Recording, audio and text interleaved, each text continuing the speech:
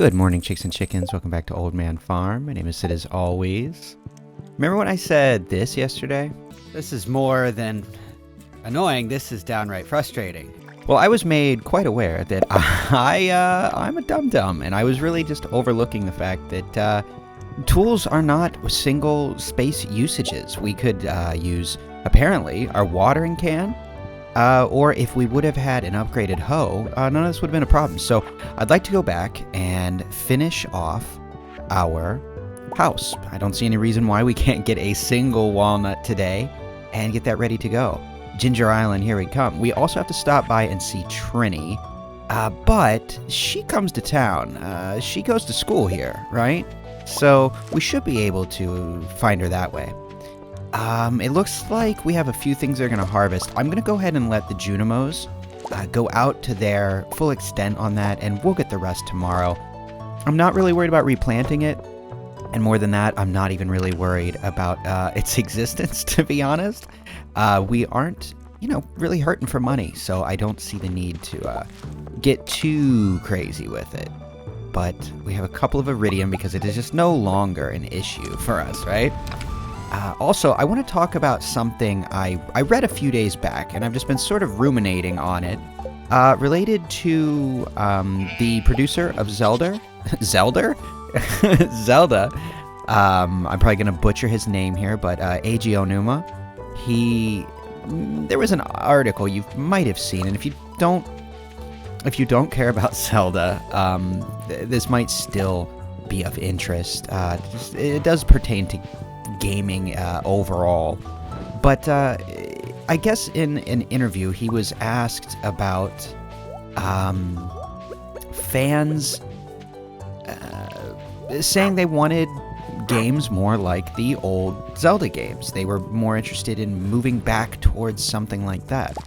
To which he essentially responded, "No, you're wrong. That's just nostalgia." Obviously, that is not exactly what he said. I am editorializing a bit here, but essentially, yeah, he didn't understand why. Oh, I thought sugar was a truffle. Silly me. Yeah, he didn't understand why people thought that the old style of Zelda game was preferable to the new open style. He called them restricted and things like that, and I don't know, I couldn't really disagree more with what he said, not only because I wasn't really a big fan of Breath of the Wild or Tears of the Kingdom overall, but I have a quote here from him, and Jesus, we're turning into a game news channel. I have a quote here, and he says, games where you need to follow a specific set of steps or complete tasks in a very specific set order are kind of the games of the past.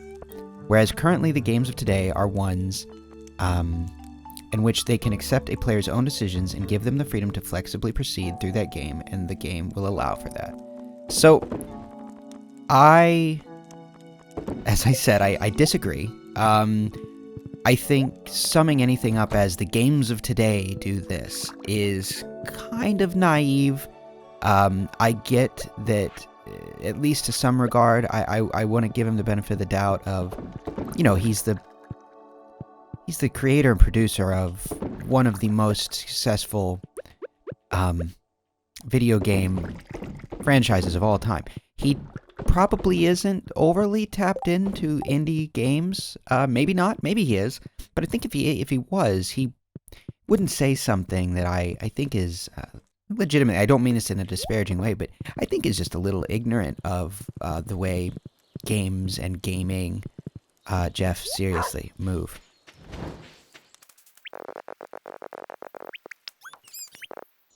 Okay, sorry about that. That was ridiculous. Okay, so yeah, I think it's just a bit ignorant of the way games are nowadays. There are plenty of games that thrive off of structure, and not to mention the fact that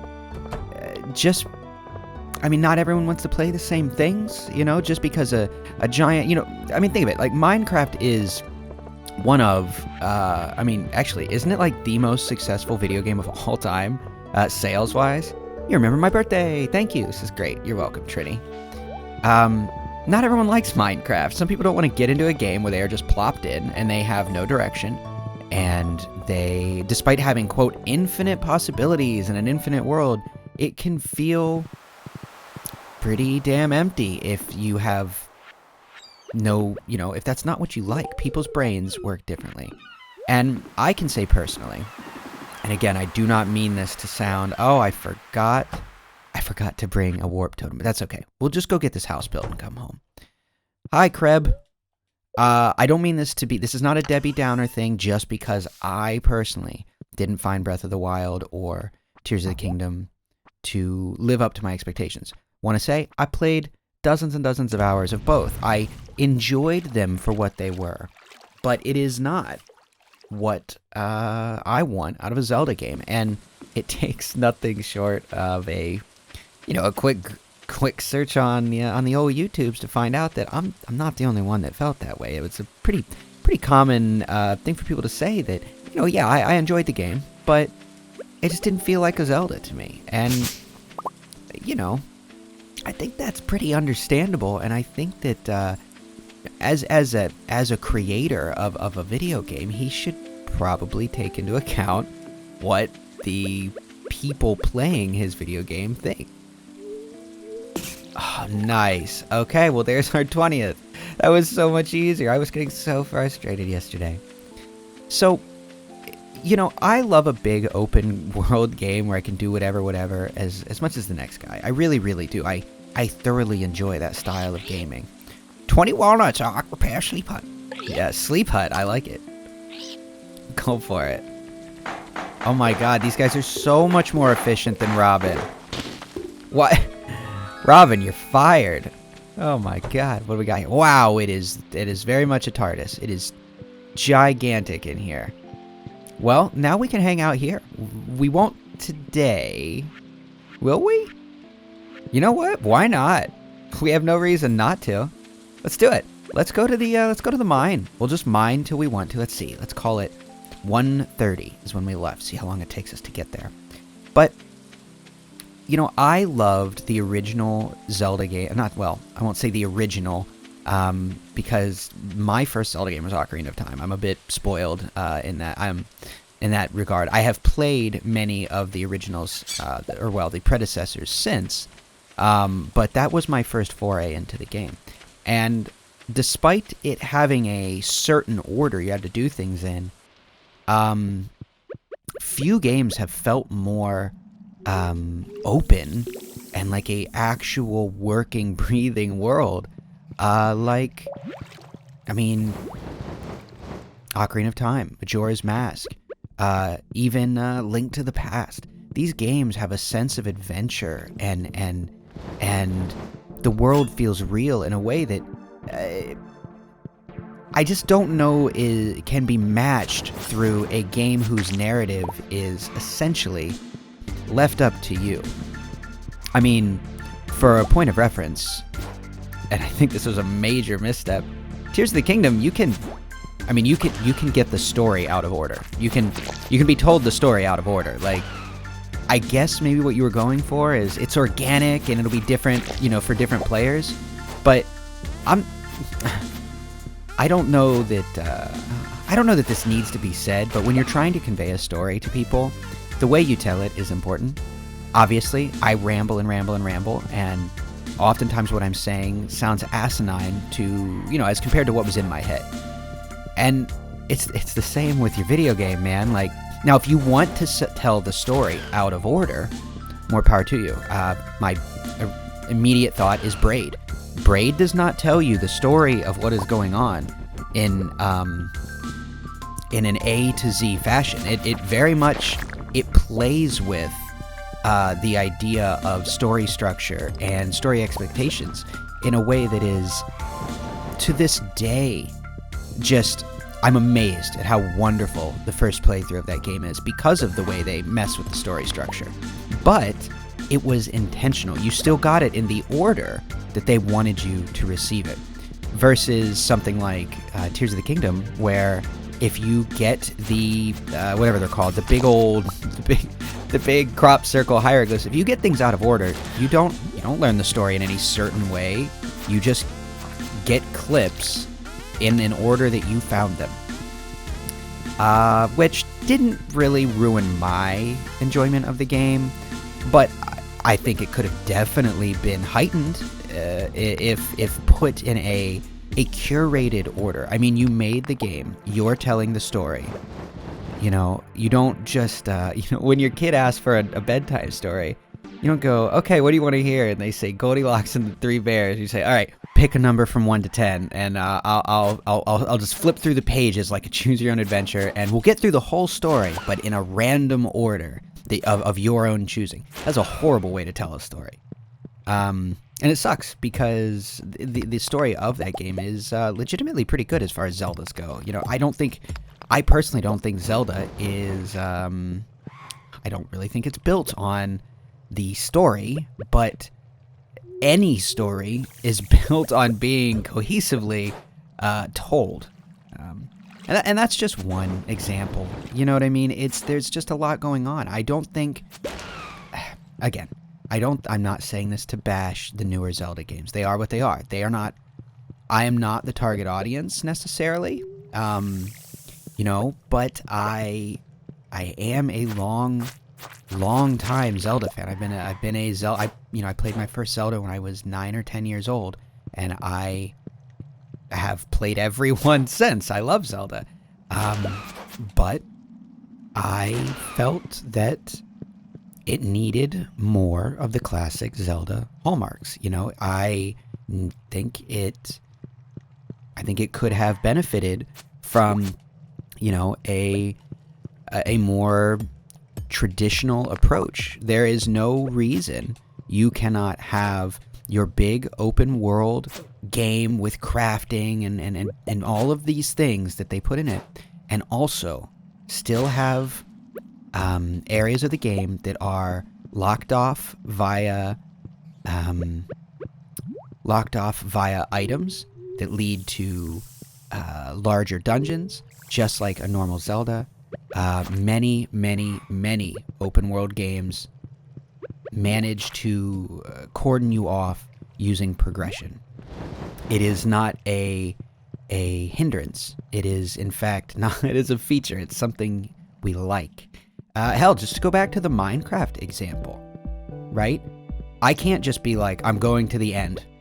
Right now, that's what I'm doing. Also, and then right when I'm done with that, you know, I'm gonna decide, I just want to go to, you know, like I want to go to the Nether. Like there are steps. You are blocked off from going to the end until you complete the steps to get there. And I just don't see anything wrong with that. And that is still considered, you know, I mean, it's arguably the most open world game that technically, very thinly, has a story that is in existence, and they managed to do it. So my point is, it's Zelda. It could have done better, and I don't begrudge it for what it is. But I do think that the statement that those of us who long for a more streamlined and classic Zelda experience are doing it simply for nostalgia, I think is ignorant and honestly a bit insulting. You know, again, like I'm not like personally insulted by it, but I do think that as a statement, it is insulting the intelligence of your players to say that they only want something because it's what they used to have. I think again, I'm not quoting here, but I believe he said something along the lines of people always want what they don't currently have, which again, I understand the sentiment, but I think is ignorant. You know, it sounds to me like he is just obviously a little upset that people were not as happy with his game as he was, and that is very understandable. But I think as someone who makes things, you have to be open to the idea that the people you're making them for might not share the same thing you wanted out of them. So you have to decide, am I making this game for me?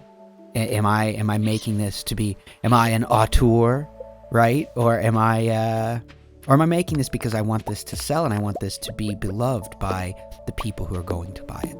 You know, and I think that's just is what it is. That's just basics to me. So that's my long-winded rant on that, and I'm interested if any of you have anything to say about that. I assume a lot of you do not care, and that is 100% understandable.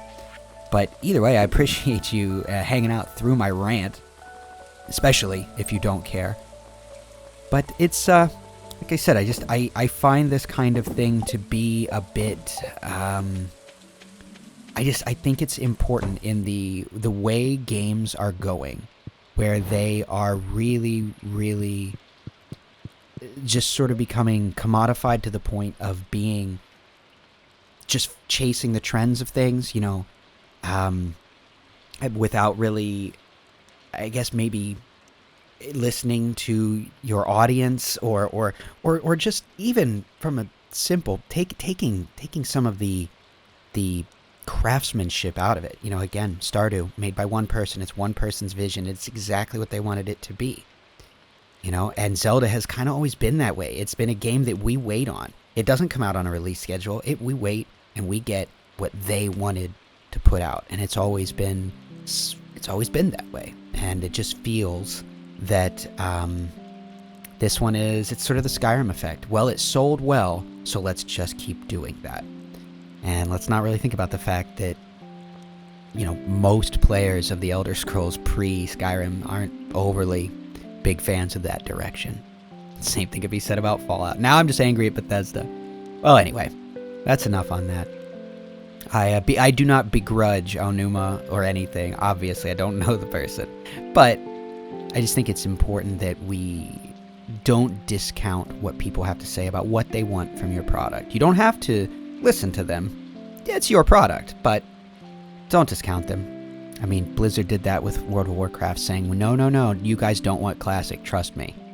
I play Classic every day, and there is no shortage of people on there. So, some of us do know what we want, even if you don't understand why. So, anyway, thanks for coming to my TED Talk. I'm going to go ahead and get some sleep, but be good to each other. I will talk to you tomorrow, probably not about Zelda, and good night.